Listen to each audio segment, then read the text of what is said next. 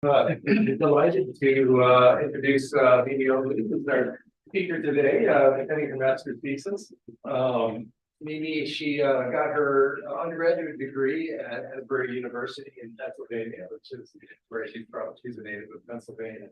And when she wrote me, I was interested in her file. She had done some work at National Aviary and Aquarium and Zoo in Pittsburgh, and expressed an interest in studying human activities and how they influence wildlife and kind of the feedback between the two. And she had done some research in Victoria Braithwaite's lab at Penn State University, where she's actually was a fairly well-known fish behaviorist. So Mimi had an interest in fish, so this seemed like a good fit. And so she joined a project interested in studying the fact that when you run salmon through a hatchery, they very, very quickly evolve in ways we don't understand, but that have the effect of reducing their fitness when they spawn in the wild. And so Mimi is interested in studying what possible things one could do to change those selection pressures and change the outcome. And it's actually fairly demanding work. Each of these experiments takes like a year and a half, and you have to be really on it. You have to, when the fish come in, make sure they all get spawned properly, make sure all the families are set up, they're fed, they're kept clean. And this is all working at 2 different experimental hatcheries with a bunch of different people, and Mimi did an outstanding job pulling off these experiments. It's actually fairly hard.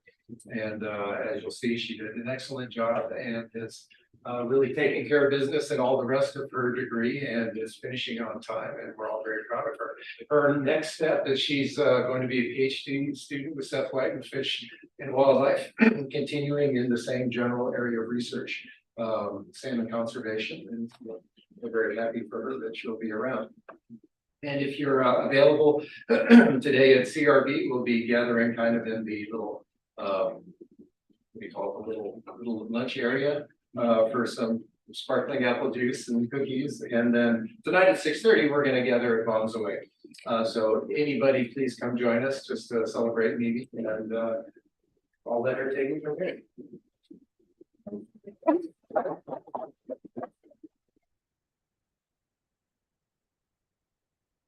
First of all, thank you all for coming. And as Mike mentioned, the kind of focus of my research has been on domestication in hatchery-reared steelhead.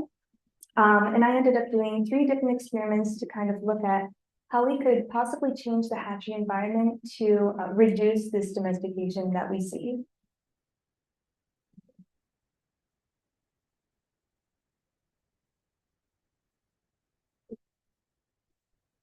There we go.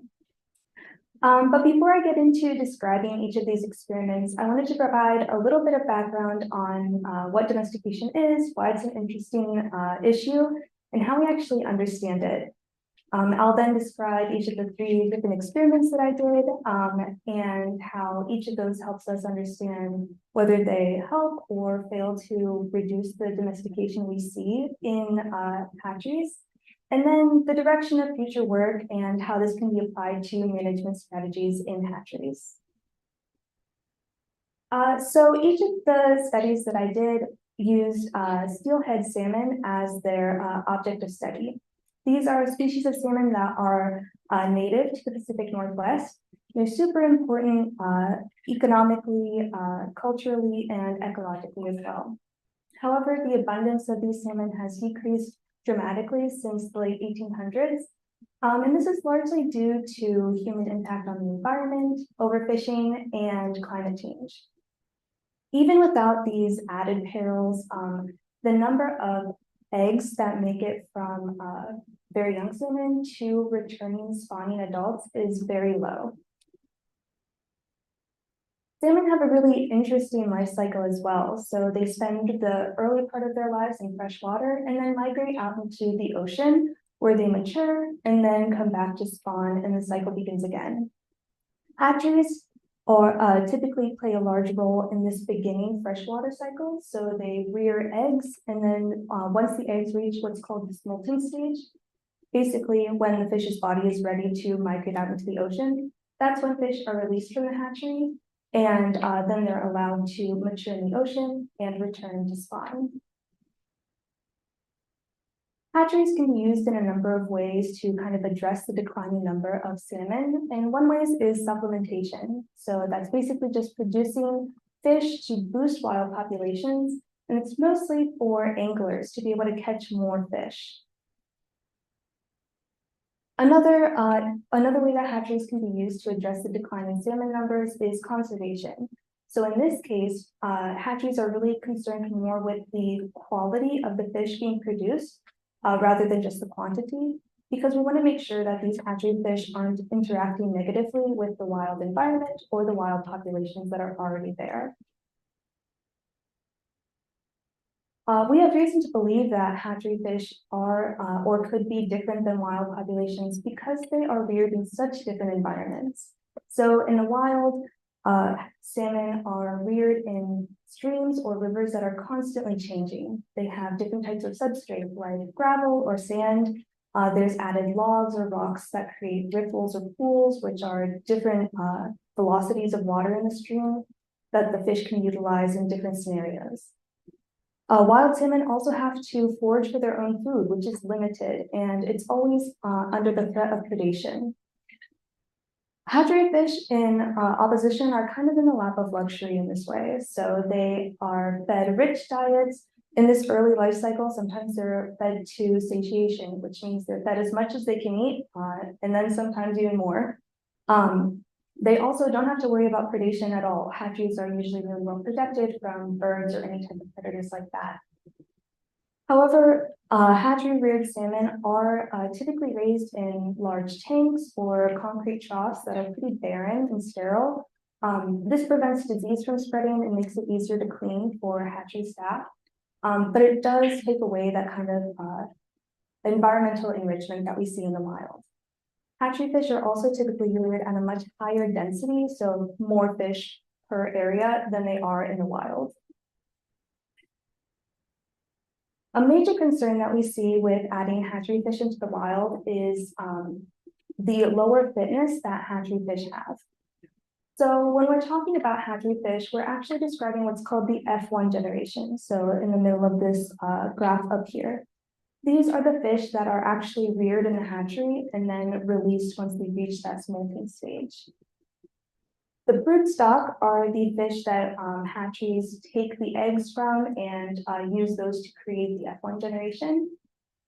And then the F2 generation is the offspring of that F1 generation. So when the F1 generation migrates out to sea and returns and reproduces, they reproduce the F2 generation. These fish are produced in the wild, and it's the number of F2 generation fish that complete their life cycle and make it back to spawn that actually indicate the fitness of the F1 generation. So you might almost think of it as like the number or potential to have grandchildren indicates the fitness of the F1 generation. This is what we call reproductive success. So kind of an example of this, in the top part of this plot, we see a wild F1 generation. So this wild F1 generation produces a lot of F2 generation fish in the wild that make it back to spawn, meaning that this wild F1 generation has a high fitness. Compare that to the bottom of this graph where we see a hatchery F1 generation that produces very few F2 generation fish that make it back to spawn, meaning that the hatchery F2 fish or the hatchery F1 fish have a lower fitness than the wild F1 fish. This is why hatchery fish being added into the environment needs to be managed so closely. This decrease in fitness is likely due to rapid adaptation to the hatchery environment or domestication selection. So the hatchery must be inadvertently selecting for some traits that allow these F1 fish to do really well in the hatchery. However, these F1 fish pass on these traits to the F2 generation, and there must be some kind of trade-off that occurs. So traits that allow the F1 fish to do really well in the hatchery are maladaptive for the wild when they're passed on to those F2 hatchery fish and lead to poor reproduction in the F2 generation. One trait that may be inadvertently selected for in the hatchery is rapid growth. So if you remember back to the life cycle of a salmon, hatcheries rear fish until they reach that smolting stage and are ready to be released into the wild. Typically in a hatchery, that takes about 1 year to complete. Compare that to the wild populations, it takes about 2 to 3 years to reach smolting stage in the wild, meaning that fish that reach smolting stage in the hatchery at 1 year are encouraged to grow much faster than their wild counterparts. Growth has also been linked to survival at sea. So the size of the fish at release indicates how well they do in the ocean. Larger fish are more likely to mature in the ocean and return to spawn compared to smaller fish. This is an issue because size is also highly heritable, meaning that it's correlated to family identity.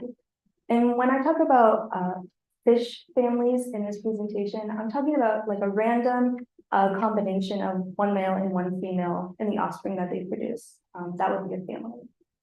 So selection in the hatchery would favor families that have some kind of phenotypic traits that allow them to grow really rapidly in the unique environment of the hatchery. We typically see a large amount of variation in size among different families of steelhead when reared under human care. And when I say size of a family, I'm talking about the actual like body length rather than the number of fish that belongs to each family. So keep that in mind throughout the whole presentation. Some families are rather large, while some are smaller, and so those smaller fish have less survivability at sea than the larger fish do.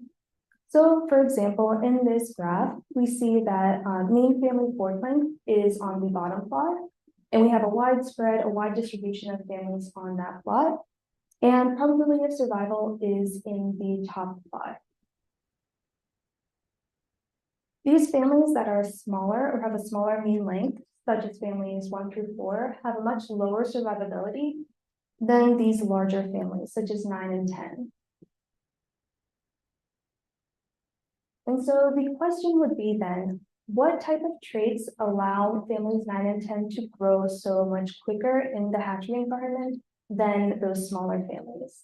And I want to be clear, rapid growth isn't necessarily the issue. Usually being large helps you survive under most circumstances. Rather, it's the traits that drive that rapid growth that is of concern. So it's likely that there's some kind of physiological or behavioral feature that's selected for in the hatchery. And one hypothesis is that that is generalized boldness. So bolder fish tend to express more aggressive behavior. They feed more readily at the surface in rearing tanks, meaning they have more access to food and are able to grow larger. They also dominate smaller fish, which is beneficial in the hatchery where fish are reared at such high densities. While this is beneficial in the hatchery, there is a trade-off that occurs where this bold behavior is good in the hatchery, but might replace some other behaviors that we see in the wild, such as predator avoidance. This is especially a problem because these smaller families that we see are under less domestication selection than the large families, meaning that those small families are the ones that probably have less impact on the wild populations than the larger families. So if we look at this new graph, we can see that the family mean fork length is much smaller. The spread of it is much smaller than it was in the prior graph. So even though families 9 and 10 are smaller than they were and have less survivability, the spread is reduced, meaning that all of the families have a more likely chance of survival and a more representative sample of fish from each family is returning to spawn. But the question is, how could we modify the hatchery in order to benefit or pull up the size of these small fish and reduce the size of the large fish?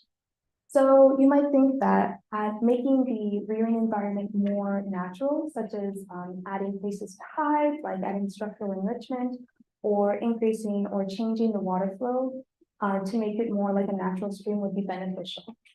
You could also separate the fish based on size. So kind of remove those bolder fish from the equation And that way you're able to reduce growth in the large fish and promote growth in the small fish. And this is exactly what we did. So we conducted 3 experiments where we added structure to the rearing environment, we increased water flow, and then we graded the fish based on size, which is basically separating the fish into different tanks. So small fish in one tank, large fish in another tank. But before implementing any of those treatments onto the fish, we first needed to create our families. So we had 30 fish in total to create 15 unique families where 1 male was matched with 1 female at random, and we had a total of 15 families made. Typically, hatcheries don't really care about parentage or family identities, so they incubate all their eggs together and then randomly distribute them among tanks. However, we really wanted to make sure we knew which eggs belonged to which families, so we incubated all of our families in different areas. We then added fish from each family into every tank among all of the experiments. So every family was represented in every tank in every treatment.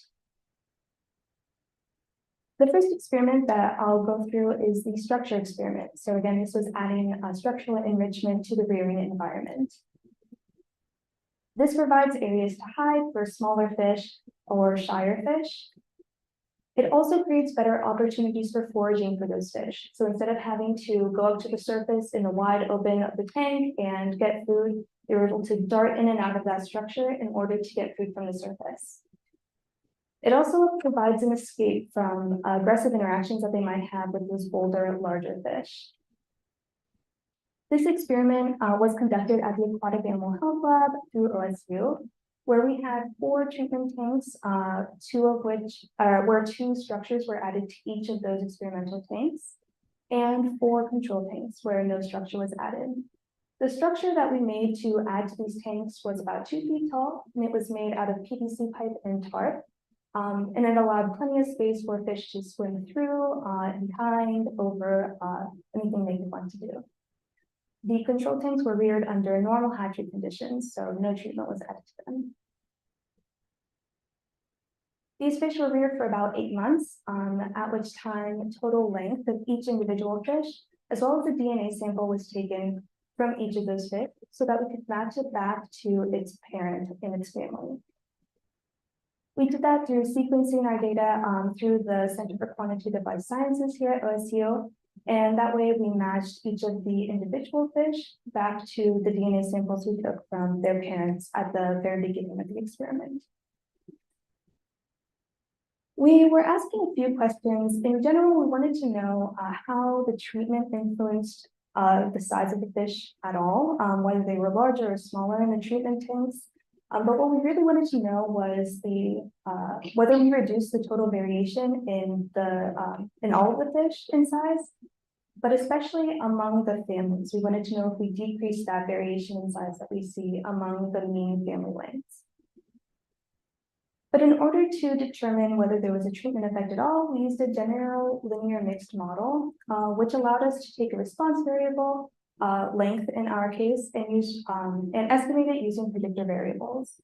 So in a mixed model, we were allowed to have fixed effects, which we chose treatment as we had control over that, and then random effects. So family was the random effect we were most interested in, as it gave us our variation in size.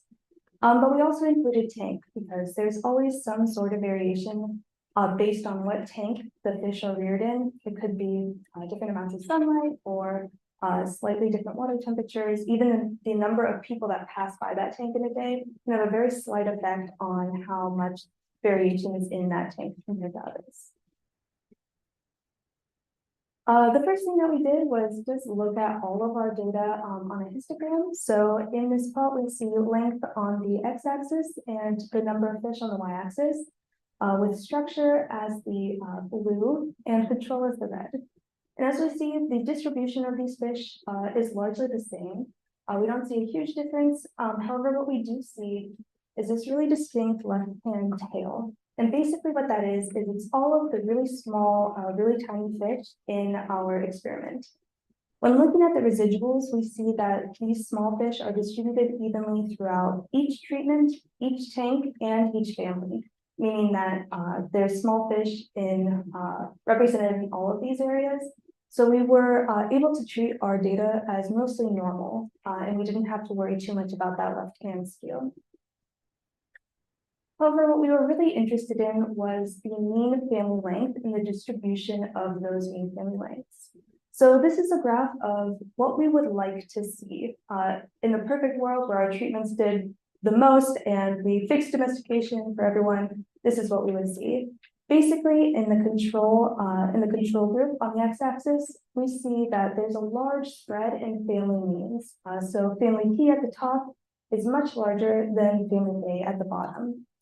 However, if we look at the effect of our hypothetical treatment, we can see that there's kind of a funnel shape. And the distribution of our means has reduced significantly, meaning that family P, even though it's still a little bit larger, it's much more similar in size to family A than it was in the control tanks. This is what our graph actually looked like. So we did not fix domestication. We see that our distribution of family means is largely the same in the control and the treatment group. And what's really interesting is this family E, which went crazy in the structure tanks and its mean family length increased a lot. When we looked at the actual data, we assume that family E is responsible for most of the treatment effect that we see in our mixed model. So when looking at our mixed effect model, we can see that on average, the structured treatment increased the fish length by 0.26 centimeters, comparing that from the treatment tank to the control tank. So overall, fish were a little bit larger when they had structure. When we look at the random effects output of that mixed model, we see that family identification in the control group accounted for 14.2% of total variance, while it accounted for 6.9% of the total variance in the structure group. So there was a reduction in that variance component from control to structure groups. And then we see this correlation value, which tells us if there was any interaction between family identification and the treatment.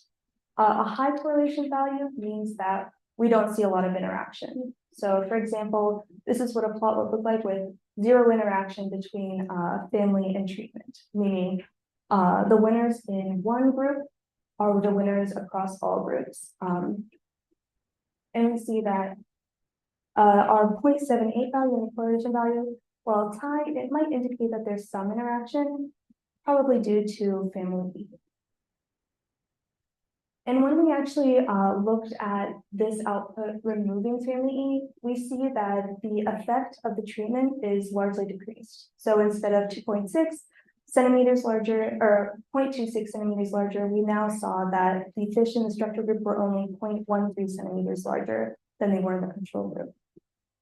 And similarly, the variation or the variance component due to family identification is much more similar now, removing family E from this equation. And the correlation value is now much higher, indicating there's not a lot of interaction between family and the environment. We also looked at the among family component of variance by looking at the interclass correlation value. This is basically looking at the proportion of variance from the among family component and dividing that by the total variance that we see. What we want to see is a low interclass correlation value, which means that there's less among family variation in size within that group. What we see is this graph, which indicates the interclass correlation on the y-axis and the control and structure groups on the x-axis. And then this table as well describes the interclass correlation and all of the variance components. We see that the interclass correlation for the control group was 17%, while in the structure group it was 8%. When we look at that on the graph, we can see that it's not significantly different as there's really broadly overlapping confidence intervals. So even though there was a reduction, it wasn't really that significant. This leads us to believe that perhaps adding structure to the environment isn't a great way to reduce the variation among families, and in that way reduce domestication. Hatcheries use structure in their rearing practices all the time, and it can be a great way to make the environment more wild-like and maybe create a more wild-like fish. However, when we're actually looking at the reduction in variation among families to reduce domestication, we don't see that this is an effective method. Moving on to the flow experiment, which was done at the Oregon Hatchery Research Center out at Fall Creek.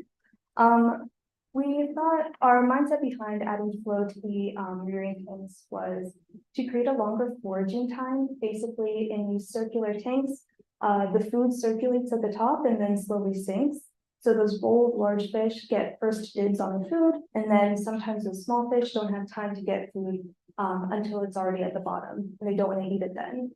So by increasing the foraging time, we allow the smaller fish to have more access to food and grow larger. It also creates less aggressive interaction between bold, large fish and small, shy fish as it increases schooling behavior. So they're less likely to get at each other and disturb each other that way. It also just increases the body constitution of the fish by exercising them. So in this treatment, we decided to increase the water flow in our 4 treatment tanks to 1.5 body lengths per second.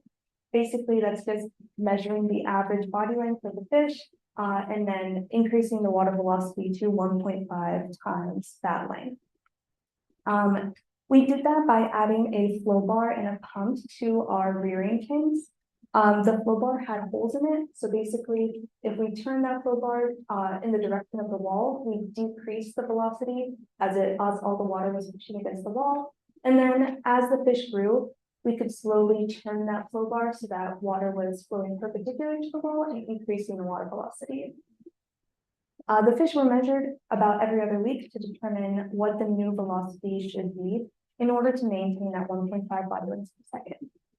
And again, our control tanks had no treatment added to them, and they were reared under normal hatchery conditions. Just like the structure experiment, these fish were reared for about 8 months, and then final length and the DNA sample was taken from each of the individual fish. Again, looking at a histogram of the all of the fish and all of the experiments, we can see that perhaps the flow in the blue, we can see that those fish may be a little bit larger, but largely again the distributions are largely the same. We again see that left-hand skew, but are treating the data as normal as it's represented, as the small fish are represented in all of the tanks, families, and treatments. This is what our family mean plot looked like for the flow group. So we can see there's no crazy family E outlier, but again, we see that largely our variation in family means were the same. If anything, in the flow treatment, it's a little bit larger, meaning that some variation in family mean size was added. When looking at our output for our mixed model, we see that overall fish were 0.33 centimeters larger in the flow group than they were in the control group. And again, in looking at our random effects for family, we see that there was a slight increase in variation in total variance according to family ID in the flow group compared to the control group. And then even more so than in our structure experiment, we see that there was a very high correlation value. So those families that were large in the control group were also large in the treatment group. When looking at these ICC values, we see that there's slightly larger proportion of variance according to the among family variance in the flow group compared to the control group. But again, this difference was not statistically significant because of those really broad overlapping confidence intervals. So again, what we determined from this is that increased flow is not the best way to reduce the among family component of variance and reduce domestication in that way. Flow is again used in hatcheries in many different ways and often a great way to conserve water and increase cleaning, like self-cleaning in tanks. So it's a great way to reduce disease spread, but maybe not domestication in this way. Another really interesting thing that we got to look at by using the same families across all of these experiments, we were able to look at the correlation not just between control and treatment in one location, but across the flow and the structure studies as well. So by looking at this, we see these high correlation values indicate that despite being in different locations and having different treatments, families that succeeded or grew large in one scenario grew large across all of these scenarios, meaning that this family effect on size is really strong, and perhaps adding or modifying the hatchery in such simple ways like adding structure or flow isn't the best way to change that effect. Instead, we might need to do something a little stronger, maybe a little more brute force. So the next experiment that we conducted was grading the fish based on size. So the concept behind grading is basically you have a treatment tank and you split that tank into different groups based on the size of the fish. So again, a small, medium, and large tank isn't describing the number of fish in those tanks necessarily, it's describing the size of the fish in each tank. By grading the tanks, we create a physical barrier between the large fish and the small fish. So any kind of inhibition that the small fish are experiencing from being around large fish would be completely reduced from that, from grading the fish. We can also control the densities at which these different sized fish are being reared at. So by lowering the density in the small group and increasing the density in the large group, we can alter the growth of those fish. Typically, fish in a low density rearing area grow more than they do in a high density area. And then we can also change the amount of food that these fish have access to. So by increasing the food the small fish have, we can boost their growth. And by decreasing the amount of food that the large fish have, we can limit their growth. This experiment was again done at the Aquatic Animal Health Lab, where we had two treatment tanks where fish were divided based on size, and then two control tanks that were reared under normal hatchery conditions. These two treatment tanks were then split into different groups. So we had a small, medium, and large group for each tank. In order to increase the density of those large fish, we pooled the two large groups from the treatment tanks together in order to make a higher density environment. These fish were reared for about 10 months, and then again, length and a DNA sample were taken from each fish in order to determine its parentage. What we would like to see in a graph for a grading study would be a distribution kind of like this. So at the beginning of the experiment, on the x-axis, we see that the length, which is described on the y-axis, varies a lot between these different groups. So the control group is smaller than the large group, which is larger than the medium, and the small group is the smallest. What we would love to see is at the end of the experiment, all of our fish tanks are at the same average length. So fish in the small tank are the same size as they are in the large tank.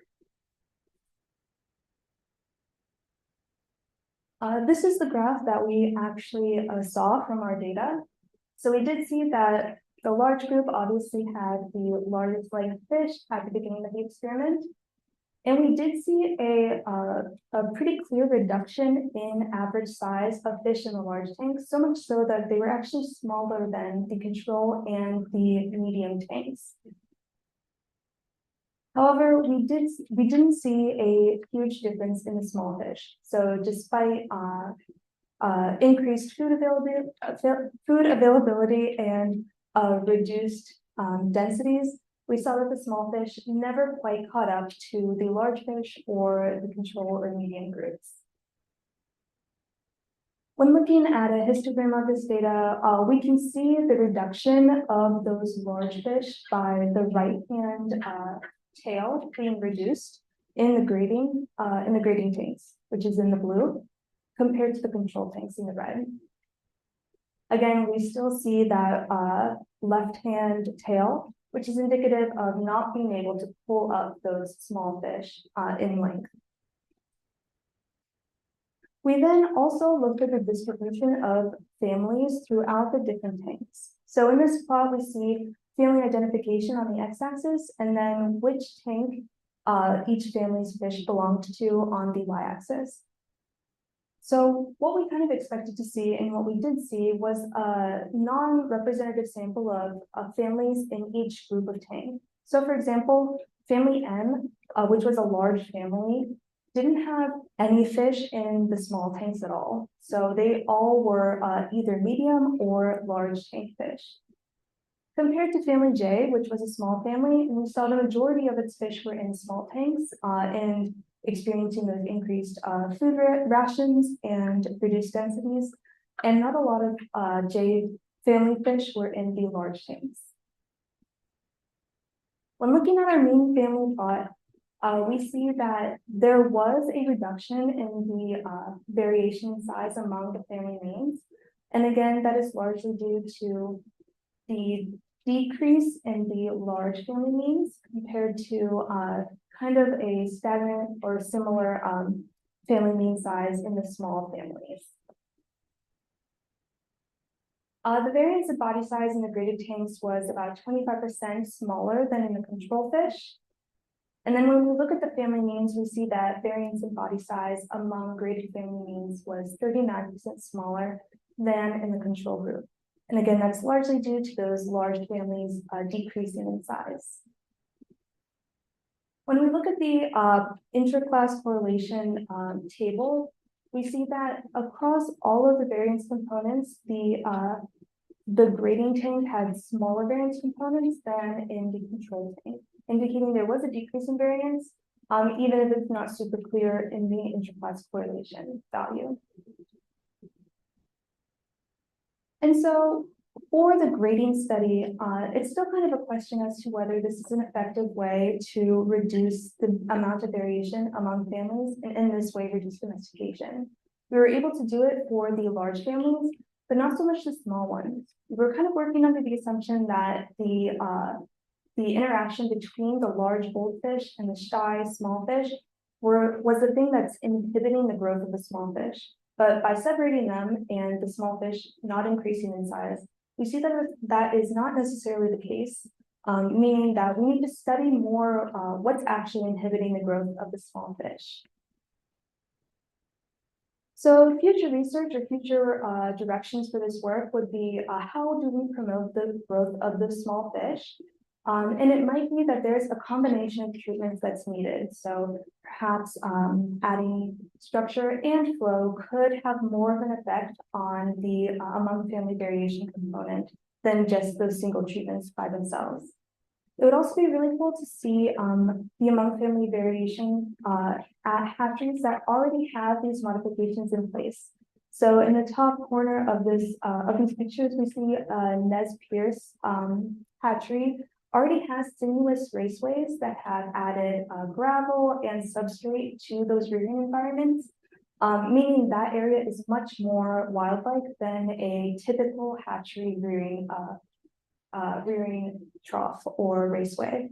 It would be really interesting to see what their among family variation component is compared to a typical hatchery.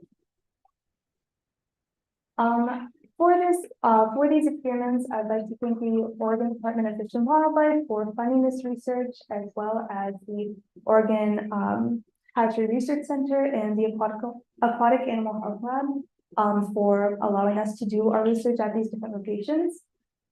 Jen at the OHRC and Ruth at the Aquatic Animal Health Lab were invaluable in designing and helping to accomplish both of these experiments. Mike has been a great mentor and prepared me super well for my future academic endeavors. And more broadly, the Bluen Lab and everybody who helped sampling those fish at the end of the experiment. Without them, I'd probably still be doing that. So thank you very much for your help with that. Any questions?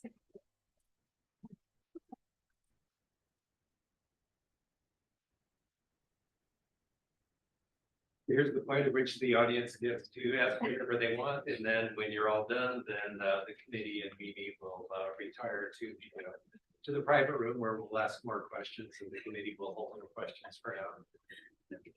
Yeah, Claire. Maybe that was a really good presentation. So Yeah. I'm just curious, how much do you need to reduce interphosphorylation? I guess it's a matter of opinion, but in order to successfully reduce domestication. Right. So that's something we kind of encountered with the grading study was our reduction in among family variance wasn't statistically significant, but it was clear that we reduced the among family variance, especially in those large families. Studies with salmon, typically, like when you actually release fish into the wild and they have to mature in the ocean and come back, it's really difficult to see like the effect of your treatment because you need so many fish and it takes so long for those salmon to mature. So I'm not sure if we know exactly the impact of reducing the among family variance component when those fish are released at sea. But it would be really interesting to see if the grading experiment, especially, that reduction was enough to have any impact on what families return from sea to spawn. So good question. Yes. Yeah. Yeah, great presentation. When people will talk a lot these days about kind of rewilding hatcheries, one of the things you hear a lot about is like introducing like avian predators or the simulating avian predator. Wondering in your grading experiments if you notice that the larger fish and the smaller fish were vertically stratified, would those larger fish be more susceptible to avian predation based on what you saw? Right. I think because of the reduced amount of food that the large fish were getting, they more readily fed at the surface. So they would be like exposed to more avian predation if we introduce that. The smaller fish, since they were fed at satiation, they kind of hung out at the bottom whenever the tank lid was opened. So I kind of assume that they would be less likely to come to the surface to feed immediately and maybe have less avian predation in that way. But I couldn't say for sure. Did that happen also before the fish were separated? Like, did you observe that stratification when they were all together in the same tank? It was kind of hard to tell like the actual size of each fish when they were in the tanks all together, just because there were so many fish in the tank at once. So I wasn't super sure as to like the size of the fish and where they were in the tank when they were all combined. Yeah, right. So I was wondering how the shape of the structure was determined, whether you think like a different structure might have a different effect. Yeah, so there's actually a lot of studies that show that basically any structural addition to the hatchery environment increases the growth of the fish. So that could be like tennis balls on a string or like PVC pipe just hanging down from the tank lid or something like that. These structures were designed kind of to simulate like vegetation and maybe some logs or sticks that were in that environment. So they were sturdy enough that the fish couldn't like knock them over by swimming through them. But they also had kind of like carved flaps that allowed the fish to swim in and out if they wanted to. It's also kind of ease of cleaning as well. So a lot of times people propose these really great additions or modifications to hatcheries, but they're not actually like applicable because it would take way too much work to clean all of the structures or the time it would take to actually make those modifications would be too much. So it's kind of ease of cleaning and knowing that any addition would have an effect in size.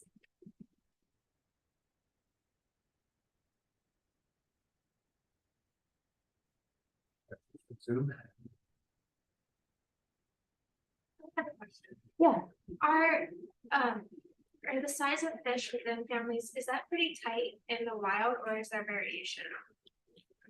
So in the wild, I'm not too sure, just because, like the actual family identity is a little bit harder to monitor than in a hatchery environment.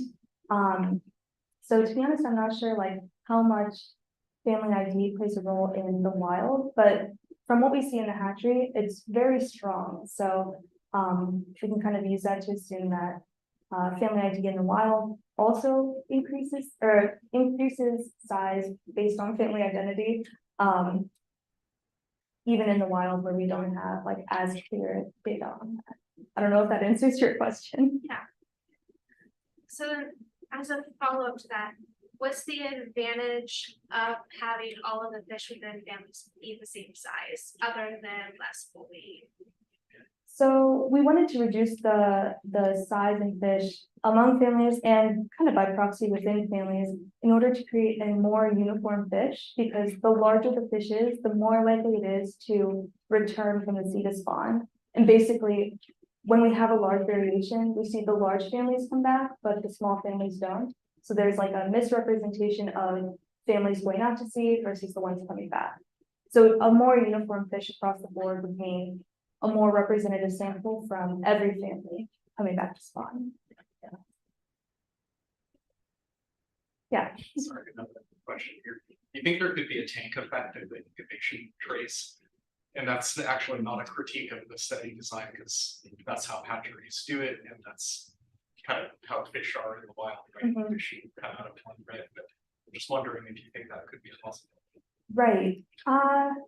So my like fish aquaculture is not like the people who worked at the hatchery did most of that, which I'm very thankful for. Basically, the incubation trays were set up in a stack, so water ran through each of the incubation trays.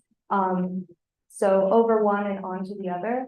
So kind of that, I guess the influence of the tank or the incubation tray at the bottom of the stack versus the one at the top might have some impact just based on the quality of water or what type of water is getting to that bottom stack. Also, we did have one family that had too much egg loss, so we didn't use that one at all. So we didn't take a lot into account as to like the mortality of eggs before they hatched, but that could definitely play a role in the starting size of each family's fish. That makes sense. Thanks. Yeah, I Claire. have one more question. So in that histogram where you have the long tail, the small fish that are skewed. So I was thinking about your structure experiment and how the smallest family increased the most in size. Mhm. Do you know what proportion of that tail, or approximately what proportion of that tail that you removed with that? Let's see if we can go back. At the very beginning. So family E definitely had the most effect on like changing the size of the tank effect or of the treatment effect in total. We can kind of use the among family component of variance in the like the mixed model output to look at how that reduction changed when we actually took out family E. So in the output without family E, we see that these variance components for among family are a lot more similar than they are in the among family components with including family E. So while I don't know the exact like percentage that it decreased or increased, we can see that it's definitely mostly due to the presence of family E.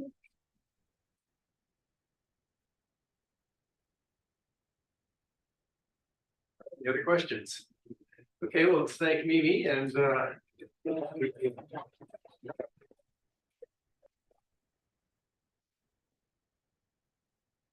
we will now retire to the defense portion.